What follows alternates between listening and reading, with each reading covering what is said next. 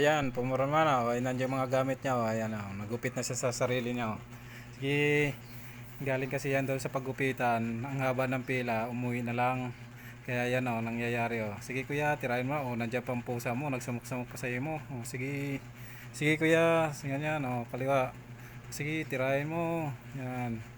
Yan ang napapala ng mga taong inaantok na. Sige, pumipila-pila pa doon kanina sa barbershop. Ay, ang haba ng pila, pang 20 siguro siya, kaya yan, umuwi. Pagdating dito, sinacharge yung mga gamit niya, ayan. Oh, nang okay na, oh, tingnan mo, ang nangyari. Oh. Wala na, oh. Pasukat-sukat pa. Kulang na lang, Paranaque. Oh, yan, sige, oh, yan. Oh, tupi-tupi ang tainga mo, madala yung tainga mo, magupit yan. Putol yan. Sige lang.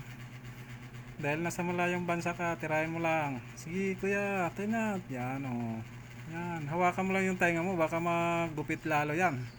Wala ka ng tainga. Baka masira na yung kapugian mo dyan. Yan. Oh. Sige, sa taas. Oh. Okay na sana ang gupit na yan eh. Oh, di ba? Oh, yes na. Ganyan oh. Magaling. Oh, yun. Oh, yun. Tinira na. Oh. Si, ano ba yung size niyan? 18? Ah, ang taas na niyan ah. Oh, sige. Sige lang. Professional ka ba? Oh, yan. Sige lang kuya, tirahin mo lang. Kalabasan yan mamaya si Mikalbo. Tingnan mo yan. Sa likod pa, wala.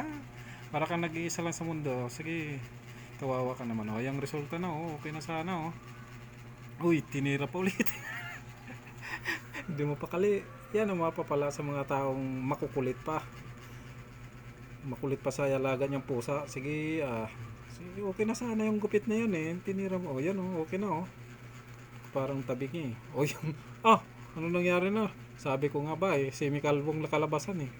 Tingnan mo lang talaga. Sige lang, nasa malayong bansa ka eh. Tingnan mo talaga.